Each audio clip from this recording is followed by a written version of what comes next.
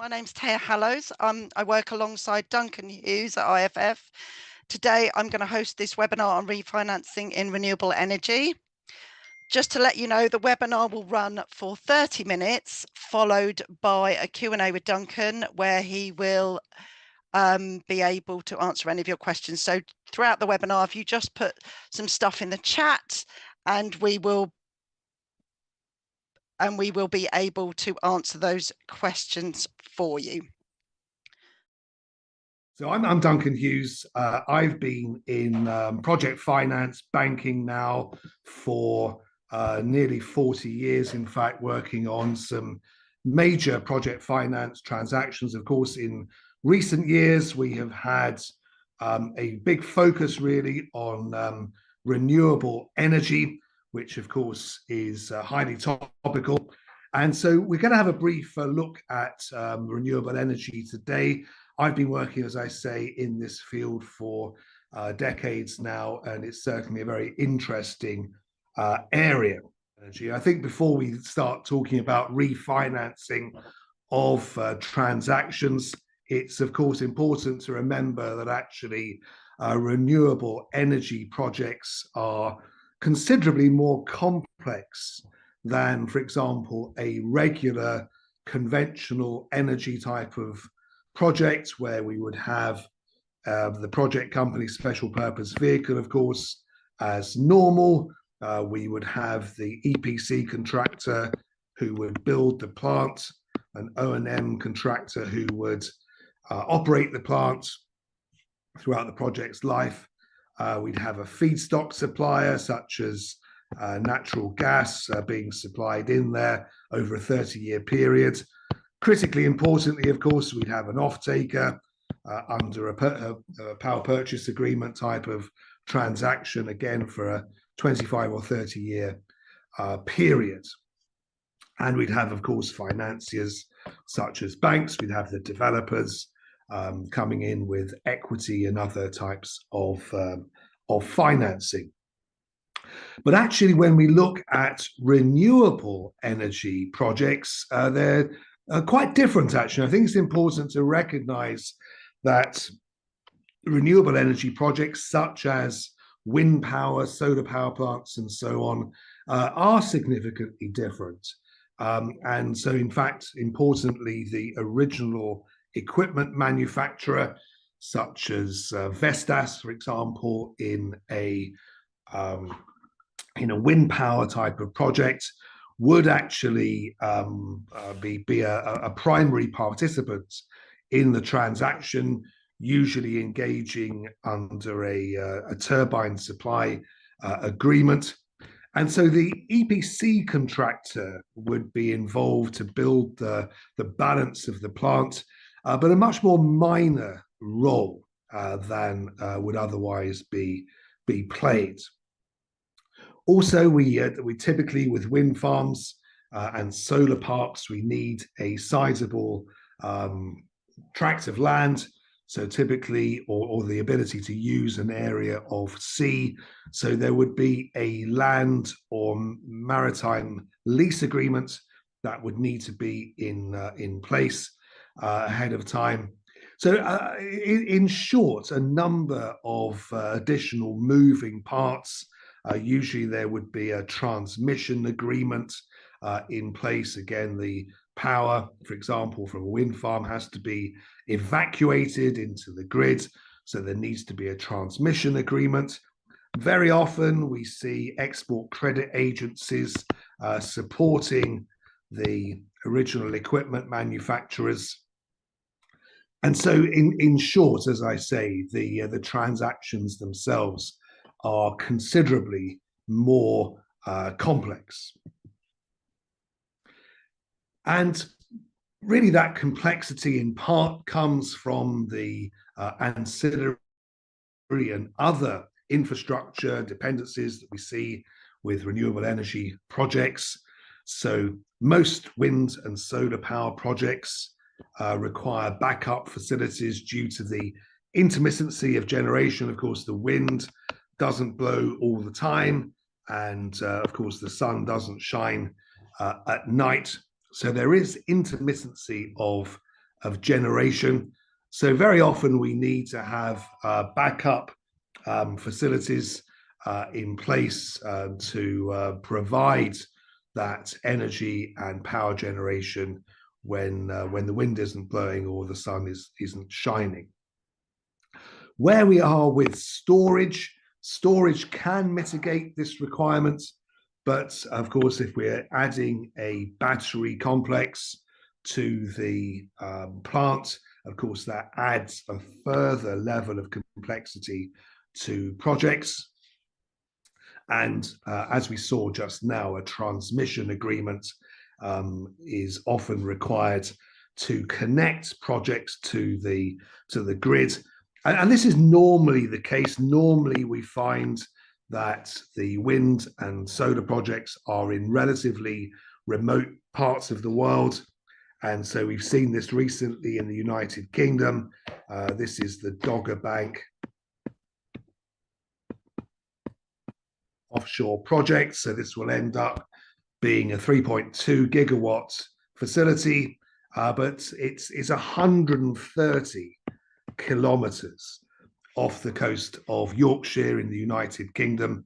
And consequently, that connectivity into the grid is also often required. So in some cases, similarly to conventional power, we get renewable energy sold to an electricity wholesaler under a long-term power purchase agreement. This is often actually with renewables under a different contractual structure. So that's actually important to recognise that the underlying contractual structures with renewable energy projects is often significantly different to that we would see with conventional. But nonetheless, that can represent an opportunity. So you get corporate power purchase agreements. For example, the big tech companies in the United States, Microsoft in particular, are looking at these corporate power purchase agreements where they're buying renewable energy directly from suppliers, and this is to comply with their Scope 2 emissions. Of course, Scope 2 emissions accounting, we see this now a requirement under the IFRS, International Sustainability Standards Boards, and other standards that require reporting on Scope 2 emissions, which is the emissions relating to electricity usage. And that corporate power purchase agreement is very often at a premium price to the market. But nonetheless, the credit quality of off-takers and their expected ability to stand behind long-term power purchase agreements, as with conventional energy, remains paramount. But I think quite an interesting phenomenon really relating to renewable energy is that very often electricity regulators would establish rules for the priority evacuation of renewable power. And therefore, so if you took even Germany now, Germany generates about 35% of its electricity from wind farms and other types of renewable energy. So if we considered that market and we had priority evacuation, then the truth is that you're going to be selling all of your renewable power into the grid, very often at a premium price. So it does beg the question whether or not one really wants to enter into a long-term conventional type of power purchase agreement based on a volume and market price kind of paradigm, rather than actually saying, okay, well, look, we're going to sell all of our electricity into the market. pretty much guaranteed, and therefore we're just going to rely on market sales. So looking at the capital structure of a project company special purpose vehicle engaged in renewable energy, of course, as with any company, the left-hand side of the balance sheet represents the assets in the form of a wind farm or solar park, potentially with ancillary equipment and services. And then, of course, as with any company, the right-hand side of the balance sheet is how those assets are financed. And so very often we see bank credit facilities sitting within that capital structure, usually from the very beginning at the outset of the project itself. Once the agreements are in place, the relative licenses, offtake agreements, and so on. So usually banks are involved from the very beginning of the project company's life, although not at the beginning of the project, as we'll see in a second. So particularly in today's project finance market, we see that the capital structures of project company special purpose vehicles generally evolve through time. So we start off with the sponsors of the project putting a small amount of equity in, excuse me, to develop the project. And that is kind of the seed money, really. Very often, of course, when projects are being developed, they don't actually go anywhere. The licenses that are required are not obtained. The project is not viable. So that's high risk equity that the sponsors would be putting in there. Then banks tend to get involved, as I mentioned earlier on, once the respective licenses are in place, sometimes providing in today's market an equity bridge loan, for example, which would provide funding to take the project to the next stage of development, but to be refinanced into an equity raise for the project. These tend to be quite popular these days, so there is a demand and desire for equity financing outside of that provided by the sponsors. And then we move, once we have the project up and running, then the banks initially will provide term loans and potentially other types of financing to complement the equity. Sometimes, of course, with renewables, there may be some grants or guarantees provided. But importantly, given the long-term nature of these project company special purpose vehicles, which might run for 25 or 30 years into the future, of course, banks are not going to want to keep, all else equal, a long-term facility on their balance sheet. So very often they'll be looking to refinance those initial facilities into a project bond. The good news for banks, of course, is that they can get additional fees for raising the money from capital markets.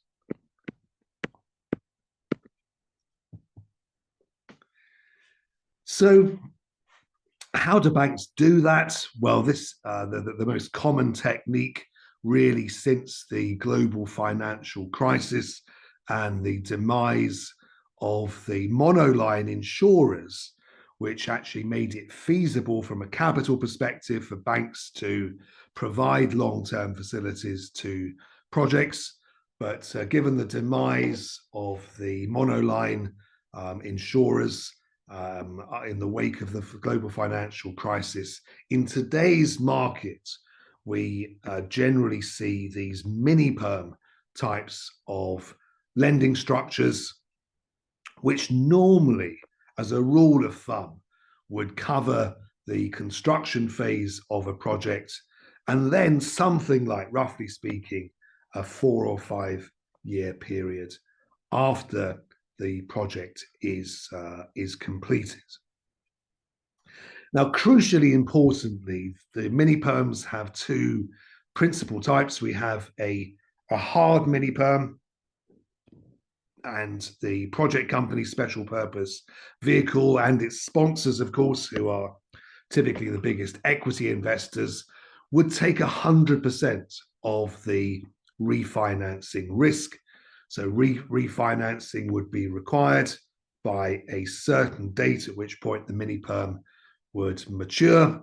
And if the principal is not repaid to the lender at the end of that period, then an event of default would be triggered under the loan documentation, which, to be really honest, is not in anyone's interest to have that type of event of default. So in many cases, a soft mini-perm structure is used, and this is based around not a hard type of end date for the facility, but it's based around strong incentives to refinance.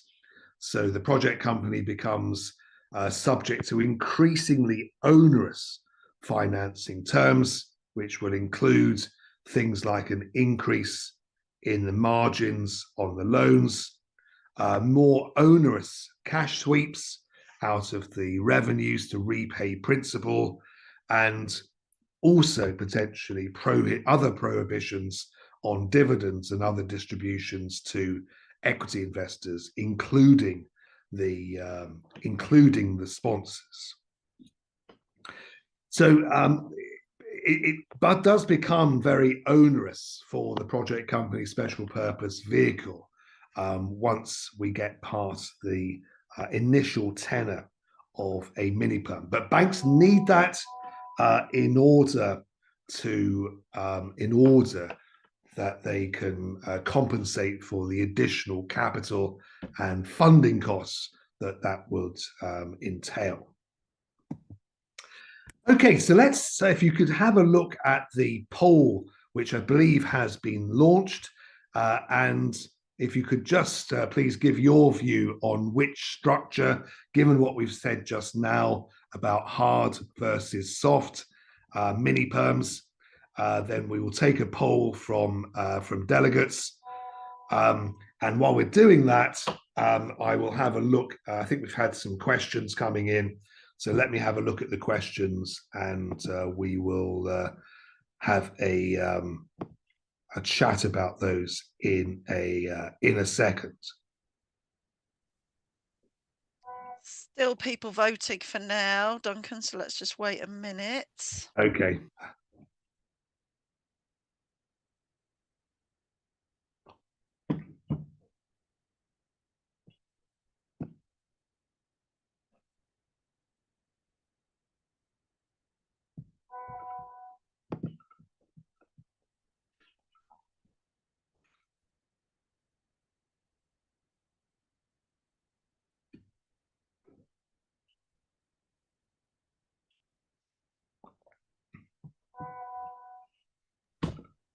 Right, I might end it, but we've got 77% on the semi and 23 on the hard perms, Duncan. Thanks very much indeed, Taya, because that I think is what I would expect to see. That the soft mini perms, although the terms become more onerous, the key point is relates really to flexibility. And Frank Decker made a very good point in his question coming in there, talking about intermittency and interconnection. And again, I think the reality of renewable projects is that the technology that we're seeing now, particularly relating actually to concentrated solar power parks, is actually changing quite significantly. And so that flexibility that the soft mini-perm structure would offer actually fits in very well where you've got this evolving technology. So it may be that, for example, after, let's say, 3 years of operation, where you've got a mini-perm in place that's going to last for, let's say, 7 or 8 years, it may well be that actually the technology is such that, for example, with concentrated solar power, that with the latest technologies relating to molten salt and to ceramic storage of heat within these concentrated solar power plants, that changes the whole nature of the project, and therefore the flexibility of a soft mini-perm, as reflected by the poll results, actually is generally favoured. Certainly, in my advisory work, my default recommendation has been to go with a soft mini-perm type of structure, because the hard mini-perm, as the name suggests, of course, must be refinanced. It would trigger an event of default, and it frankly leaves everyone in a difficult position. So that, I think, is quite interesting, that we see that result. So thanks very much indeed for that feedback on the polls. Abdul Rahman has a couple of questions here. First of all, talking about banks getting involved, which types of banks should be involved in renewable energy.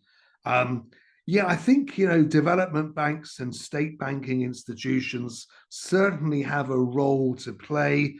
I was involved in the Lake Turkana wind power project in Kenya, which is the largest onshore wind farm in Africa, and that very successfully engaged under an A-B syndication structure. Both development banks, the African Development Bank was involved in that, but also a syndicate of commercial banks that came in under the multilateral development bank preferred creditor status. So actually there was a very, very successful transaction there, which involved development banks, who I think have an important role to play in this type of transaction. Abdurrahman's second question talks about how viable is phasing a project to make financing done in incremental terms. Yes, and I think this is actually a very, very important point. As he says, to give an example, a large solar power plant, it's an incremental kind of project. We see this, of course, in Saudi Arabia with the various phases of the NEOM project. We've already seen the line project, which now has scaled back its ambitions by 2030. So it's now only going to be 1.4 miles long rather than 190 kilometers. So actually, a very, very good point that Abdul Rahman makes, that it lends itself to a phased financing approach. And again, coming back to Frank's point about the incremental, about the terms and the soft mini-perm, again, the more flexibility that one has, which one has with a soft mini-perm type of structure, does make life easier in a relatively dynamic type of environment. And we've got also a question here talking about carbon. Duncan, I think we've got lots of questions coming in. Maybe we should sort of save them to the end, maybe. Do you think? Okay. Okay, we've got another one. We've got a bit of content to go through still, haven't we? So. Okay, fine.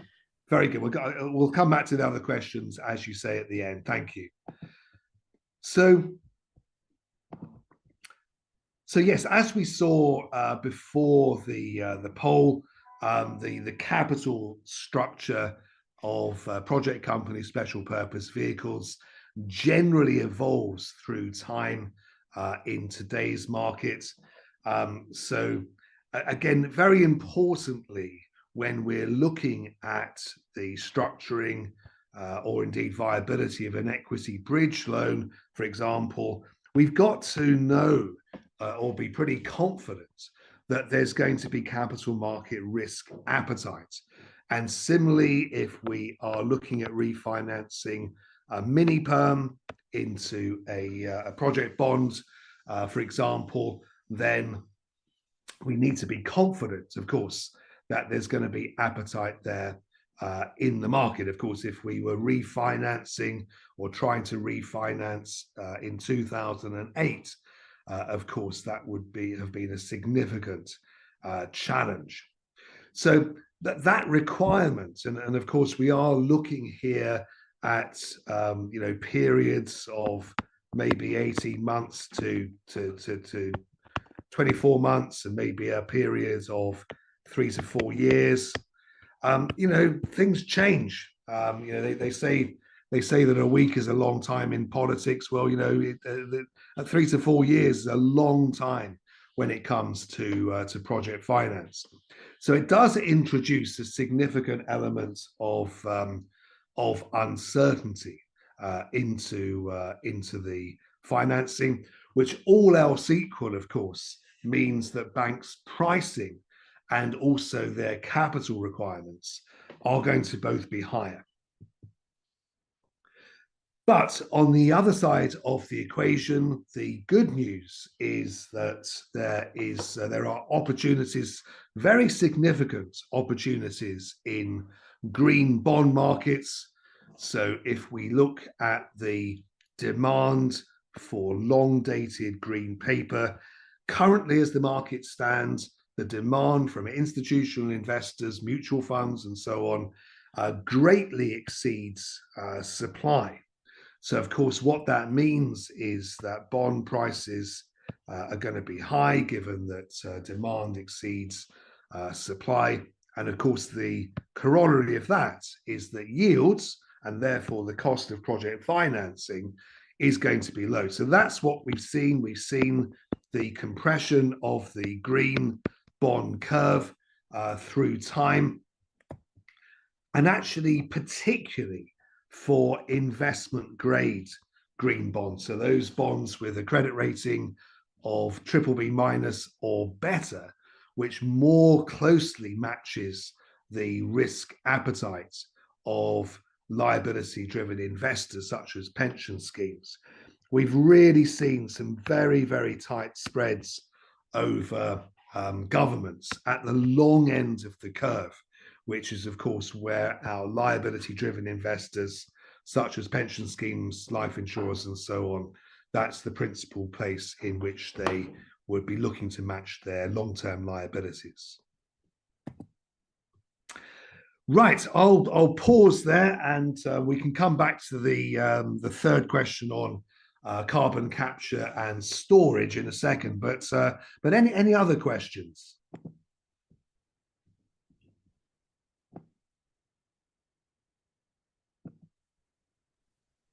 I mean, there has been a couple of questions, I think.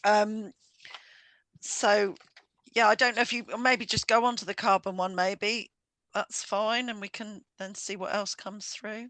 Thanks, Taya. Yes, so we've got, first of all, a carbon capture and storage company. So how do I suggest that we establish a mutually beneficial agreement that incentivizes the utilization of captured carbon dioxide, while also providing credits from banks to users of renewable energy? And this is a very important point, because actually the utilization of captured carbon dioxide is actually really quite dependent on having ancillary facilities. So in America, for example, in the United States, they have a very well established pipeline network that can carry carbon dioxide, which needs to be very specific. Of course, you can't carry anything else in it. Actually, that was built to support the fizzy drinks business or the soda business in America. Otherwise, one needs to have localized carbon dioxide capture facilities, which can then really pretty much on site convert the carbon dioxide into limestone bricks or pellets or some other usable type of commodity. So yes, I mean it's a very good point that there can be an ancillary project to capture carbon dioxide, and of course increasingly we're seeing that that is another big area related to, of course, renewable energy. Quite a big question here in terms of how do I acquire financial loans from international financial institutions, because in Ghana here the interest rate is very high for one to go in for. Absolutely right. I do a lot of work in Ghana. Actually, I'm flying out to Accra, in fact, on Saturday. I'm doing some work with the Ministry of Finance there. And yes, I mean the yields, of course, on the government curve now in Ghana, given its triple C sovereign rating, of course, are sky high. So I don't have a very quick or easy answer to that question, but a properly and well-structured project that, if at all possible, can achieve an investment grade rating will give the best chance of attracting that financing, which again may be a combination of multilateral development banks such as the African Development Bank, EIB, and so on, along with commercial syndicates. In sub-Saharan Africa and other developing economies, actually commercial banks tend to like to co-lend with multilaterals, who, as I mentioned before, can lend their preferred creditor status to that type of project. Abdurrahman has. Duncan, someone's just asked if you could go back to the last slide and just repeat the argument about the last slide. They were just not quite clear on it. I don't know if we could do that quickly.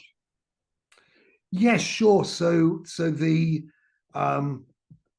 broadly speaking, there is as I mentioned, because of the demand versus supply of long dated, particularly long dated green paper, it greatly exceeds supply. It's really, I think it's really only project finance transactions in renewables that can deliver that long-term green paper that meets the requirements. So generally speaking, we're seeing a compression of the green curve relative to the government curves in most major currencies. But that's particularly the case, coming back to the last slide, where we've got our pension investors and life insurers, for example, that have long-term liabilities and therefore need long-dated assets with a tenure of 30 years or even more. And again, the relative quantum of supply of that type of paper relative to demand is such that yields are compressed even further at the long end of the curve, particularly where we've got investment grade ratings of triple B minus or better. So hopefully that answers the question on the long end of the green curve, where there is, because pension schemes, life insurers actually have sustainable investment targets to meet, and they have to allocate 10, 20, or even I've seen 30% of their assets to renewable type of investments, actually that means that demand is much greater than supply. So I hopefully, wonder, have we got time for one more, maybe, Duncan? I've got one here saying, how do you get access to the bond? How do you get access to, I've just lost it now. How do you get access to the bond market as a project developer? Have we covered that, or? yes, I mean, really the role as a project developer. Normally, one would expect the developer to be working with an investment bank. So an investment bank would typically would play two roles. So again, in a typical type of transaction, what we would normally expect to see would be that an investment bank would get involved, pretty much in an early stage. So the sponsor or developer would kind of plan the evolution of the capital structure of the project company special purpose vehicle, which of course is an independent entity relative to the sponsor. But the sponsor, of course, will be a large equity investor. So really, the engagement should be as early as possible with an investment bank that would do two things typically. One, it would organize an original loan syndication. Very often, of course, given the risk, and Abdul Rahman makes the point about the high risk of these, usually bank facilities for larger projects are syndicated so that banks can spread the risk amongst themselves. And then the investment bank would play another role in the refinancing of a mini-perm or other structure into a project bond. And again, it would be the role of the investment bank to do that, to place the bonds with the market. So you'll see the league tables, of course, in terms of both loan syndications and bond issuance. Of course, you see in project finance, you very often see the big Japanese banks such as MUFG, Mizuho, Sumitomo, and so on are up there, along with the other major investment banks such as JP, BNP Paribas, and so on. But the Japanese banks tend to play quite a big role in this. Duncan, I'm really conscious of everyone's time, obviously. I think maybe we should wrap it up then, but I just want to sort of thank you very much for your insights, and rest assured, everyone, we will be providing the notes, we will be providing the recording, and any answers to any unanswered questions we will be providing afterwards. So we will get to all your questions. And obviously, if you have any more questions about this or anything else, you can get in contact with us, and we will try and help you out and get you the answers you need. Thank you very much, Duncan.